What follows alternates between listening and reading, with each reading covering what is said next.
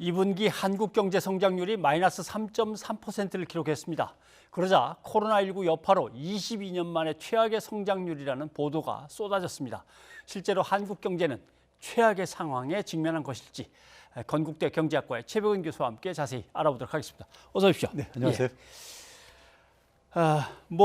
IMF 환란 위기 이후에 최악이다. 예. 경제가 계속 고꾸라지고 있다. 이런 이제 신문 기사 제목들이 뽑혀 나왔는데 위태위태합니까 정말 그렇게? 아니 지금 2분기에 이렇게 마이너스 성장률 행진은 사실 예고됐던 것이고요. 예. 전 세계 국가들이 지금 중국 빼놓고는 다 지금 이렇게 마이너스 행진들을 하고 있고요. 예. 뭐 1분기에도 사실 마이너스 행진했었어요. 그렇죠. 1.3. 예. 뭐 우리나라뿐만 아니라 주요 국가들 다 마이너스 행진했었고요. 그러니까 성장률 수치만 보게 되면은 외환위기 때가 이제 마이너스 5.1%였었어요. 예. 98년도에요. 그러니까 이제 그때보다는 낮지만은 어쨌든 간에 마이너스 성장률이라는 것이 우리나라 역사 속에서 이렇게 많지 않았기 때문에 분명히 이제 뭐 경제가 안 좋은 건 사실이죠. 예. 그런데 문제는 뭐냐면은 전 세계 지금 상황을 놓고 보게 되면은 우리나라가 그 중에서 가장 선방하는 나라다 이렇게 평가할 수 있겠는데요. 예를 들어서 이제 중국 같은 경우도 지금 이제 우리가 성장률을 이제 플러스로 나왔지만은 2분기 성장률이요. 상당 부분이 재정 투입에 의한 겁니다. 예. 그러니까 중국의 재정 투입까지 고려해서 계산을 하면요, 우리보다 오히려 낮습니다. 예. 중국이 한 마이너스 5% 정도로 계산돼 나오더라고요. 쏟아본 돈을 따져서 그렇죠. 계산한다면. 예. 그러니까 이제 그게 이제 국가 부채를 증가시키면서 이제 재정을 투입해서 끌어올린 거기 때문에 우리는 재정을 상대적으로 적게 투입을 했거든요. 예. 그러다 보니까 이제 성장률이 좀 낮게 나온 건데, 그래서 저는 오히려 그러니까 주요 국가들 중에서는 가장 성장률이 높고, 그리고 지금 이제 이 그래프에 나오는 것 중에서요, 중국이 지금 이제 11.5%로 나오잖아요. 네. 저게 왜냐면 1분기에 마이너스 10%였었어요. 쭉 내려갔었으니까. 그렇죠. 예. 그러니까 그 기조 효과로, 예. 그러니까 사실은 지난해 4분기 수준도 아직 회복이 안 되진 거예요. 안 되어진 거고요. 한국 마이너스 3.3%라 했는데 저것도 이제 1분기 대비인데, 예. 1분기 대비인데 사실은 우리가 그 전분기 대비보다는 예. 연율로 좀 생각을 해봐야 돼요. 그러면 지난해 이맘때 이렇게. 그렇죠. 왜 그러냐면은 1분기에는 이미 팬데믹이 진행됐었잖아요. 그렇죠. 예. 그러니까 팬데믹의 충격을 보려면은 전년도 같은 기간에 대비해서 보는 것이, 전년도엔 팬데믹이 없었으니까요. 예. 그렇죠? 이게 보는 게 더 정확한데, 그래서 작년에 우리나라의 작년 대비 보게 되면 마이너스 2.9%입니다. 예. 2.9%인데 지금 그 작년 대비해서 발표한 나라가 중국이 있고요. 그다음에 미국이 지금 예보치를 지금 발표를 했는데, 예보치가 나오고. 예. 17일 날 발표했는데 아틀란타 연은에서 발표했는데 마이너스 34.7%입니다. 연율로. 3점 몇이 아니라 34점. 예. 물론 이제 연율 계산하는 방식이 우리가 약간 차이가 있는데 2분기 기록으로는 하여간 상당히 그런 이제 의미를 갖고 있다는 얘기고요. 미국 기준으로 하게 되면 미국이 이런 성장률을 통계를 이제 내기 시작한 게 대공황 때부터 냈습니다. 이 성장률 수치를 이제 내기 시작한 것이요. 그때부터 미국 역사 속에서 가장 낮은 수때가 마이너스 12.9%예요. 예. 그러니까 뭐 미국은 그러니까 역사적으로 가장 낮은 지금 상황이고. 마이너스 35를 기록하게 될 거다. 이 정도로 예측이 나왔단 말씀이죠. 근데 이제 한 가지 재밌는 게요. 예. 마이너스 35면은 마이너스 3분의 1 정도가 떨어진 거잖아요. 그렇죠. 이상이 떨어진 예. 거잖아요. 미국이 GDP가 한 21조 4천억 달러 정도 됩니다. 지난해 말 기준으로요. 예. 근데 중국이 한 3분의 2 정도 됩니다. 14조 달러 돼야 돼요. 중국하고 역전까지 생깁니다. 일시적으로. 중국이 일시적으로 위로 올라설 수도 있다. 예.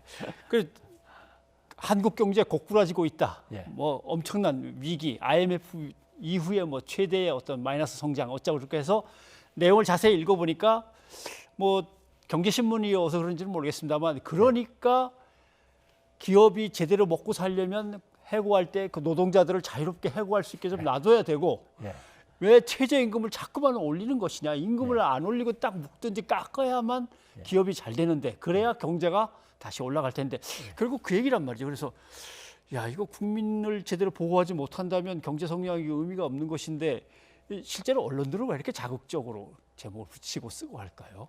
그러니까 어떻게 보게 되면은 그 언론들의 어떤 의도가 있는 거죠. 그러니까 이제 뭐 현 정부의 정책을 폄하하고 싶은 의도라든가, 아니면 이제 그러니까 자본의 이익을 이런 기회에 좀 더 이제 확장시키기 위해서.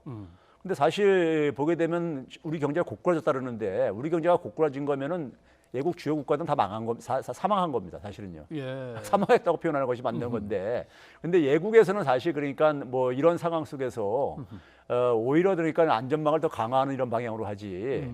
그러니까 지금 뭐 국가가 전면에 나서고 있잖아요. 어느 나라나 다요. 근데 이제 우리나라 같은 경우는 보게 되면은 그러니까 지금 사실 수출이 가장 지금 악영향을 미치고 있거든요. 성장률에요. 예. 그럼 내수가 방어를 해야 되는데, 그렇죠? 내수 방어하는 데 속에서 고용 상황을 더 악화시키게 되면은 내수가 좋아질 수가 없는 거잖아요. 예. 그런 점에서는 그러니까 그 어려운 상황 속에서 우리가 같이 힘을 모아서 가야 될 것이지, 이걸 그러니까는 노동자들한테, 그러니까 가게한테 그러니까 이것을 책임을 넘기는 것은 제가 볼 예. 때는 이거는 그 정확한 진단도 아닐 뿐만 아니라 올바른 처방도 아니라는 얘기죠. 예.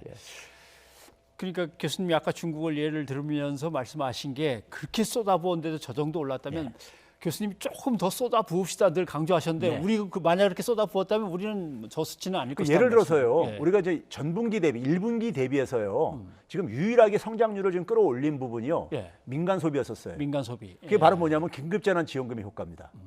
그리고 이제 방역의 이제 성공적인 방역으로 생활 방역으로 이렇게 넘어가면서 경제 활동이 좀 복구가 되면서 이제 된 효과라고 이제 분석이 되어지고요. 예. 근데 지난해 대비로 보게 되면요, 여전히 민간 소비가 마이너스 2%나 떨어져 있어요.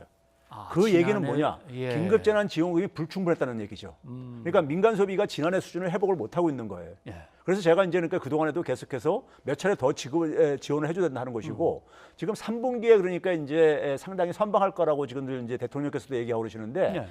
2분기가 많이 떨어졌기 때문에 3분기 분명히 플러스로 반전할 겁니다. 하는데 여전히 수출 환경은 그렇게 크게 개선될 것 같지가 않거든요. 수출은 우리가 통제할 수가 없습니다. 그러면 결국은 뭐냐면 내수를 그어야 되는 것이고, 내수의 지금 중심에 뭐냐면 가계뿐이 없어요. 지금 뭐냐면 기업이 지금 불확실한 상황 속에서 투자를 할 수가 없거든요. 예. 지금 미중 간의 갈등도 대선까지는 갈 것이고요. 그렇죠. 그럼 이런 상황 속에서 가계 소비가 그나마 가계 소비하고 정부가 쓰는 부분입니다. 정부 추경을 그러니까 좀 더 공격적으로 집행을 해야 되고, 가계한테 좀 쓸 여력을 좀 더 지원해 주는 것이, 해주게 되면은 성장률을 그러니까 우리가 지금보다도 더 그러니까 우리가 끌어올릴 수가 있는 것이고요. 예. 예. 알겠습니다. 자, 그러면 뭐 수출이라는 거는 세계 뭐 발길이 묶였고, 맞습니다. 저건 백길이 묶였으니까 그건 네. 뭐 꼼짝없이 그냥 멈춰 설 수밖에 없는 건데, 견인해낼 수 있는 것은 수출을 담당하는 기업들이 아니고 결국은 민간 가계 소비. 그렇죠. 그러나 그것은 전 기본소득이든 아니면은 뭐 재난지원금이든 맞습니다. 뭔가 주머니로 들어가야 쓸 수 있는 거니까 돌려야 되겠다라는 말씀이군요. 알겠습니다. 그런데 실제로 지난번에 마이너스 1.3% 성장했을 때도 그렇고 지금 마이너스 3.3% 성장으로 나왔을 때도 그렇고 사실 세계 주요 국가 중에 1위 성적이긴 합니다. 분명히. 맞습니다. 예. 이렇게 가다 보면 아까 중국과 미국의 역전 얘기하셨는데 우리도 이게 GDP 관련해서 확 순위가 올라가는 거 아닙니까? 맞습니다. 우리가 아마 그 최근에요. 예. 3월 달부터 지난달까지 그러니까 일부 신문들에서 우리나라 이제 그러니까 1인당 GDP가 줄어들고 있다는 이런 보도들이 나오고 그러는데 예. 우리만 줄어드는 게 아니라 전 세계가 같이 다 줄어들고 있어요, 지금요. 그래서 지금 재밌는 현상이 생기는 게요. 우리가 역대 그러니까 가장 높았었던 그러니까 우리나라 경제 규모가 10위였었습니다. 예. 10위였었는데 지금 이 상태로 올해 가게 되면요. 우리가 이제 9위권에 진입을 9위권. 예. 우리보다 앞에 있는 나라들이 대개 이제 그러니까 러시아라든가 예. 캐나다라든가 브라질 이런 나라인데 이런 나라들이 성장률이 그러니까 더 우리보다 떨어지다 보니까 그렇죠. 예. 그러다 보니까 이제 이게 순위가 바뀌어 가지고 우리가 오히려 9위로 간다는 얘기는 상대적으로 무슨 얘기겠습니까? 상대적으로 우리 경제가 선방을 한다는 것을 보여주는 것이죠. 예.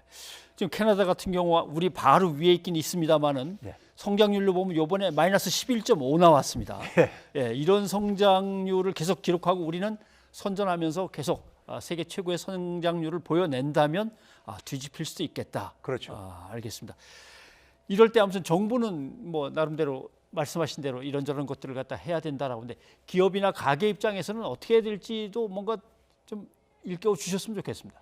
그러니까 결국은 뭐냐면 경제가 얼마나 이제 그러니까 우리가 이 우리가 경제라는 건 심리란 말이 있잖아요. 예. 그러니까 미래에 대한 그러니까 불확실성을 어쨌든 간에 최소화시켜줘야 되는 겁니다. 심리를 안정시켜줘야 되는 거죠. 예. 그러니까 그러기 위해서는 정부의 정책을 예. 가게가 그러니까 신뢰할 수 있게 해줘야 되는 것이고요. 예. 그렇죠? 그리고 이제 기업들도 그러니까는 그 직면하고 있는 불확실성 요인들 같은 경우들을 예. 가능한 한 서로가 힘을 모아서 해소시켜야 되는데 이럴 때는 결국 뭐냐면 정부가 정부가 그러니까 기업의 투자를 견인할 수 있도록 예. 정부가 마중물 역할을 해줘야 되는 거예요. 예. 그리고 이제 정부가 마찬가지로 가게한테도 가게는 지금 가계 소비가 가계 부채가 너무 많아가지고요. 그렇죠. 리고 고용도 굉장히 불안정해지고 있고 그러기 때문에 예. 가게가 굉장히 불안해하고 있어요.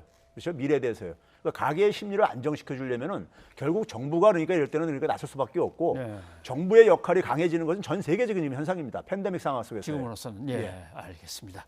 정부의 컨트롤 타워 역할이 훨씬 더 강해져야겠다는 말씀이군요. 예, 최 교수님 고맙습니다. 네, 감사합니다.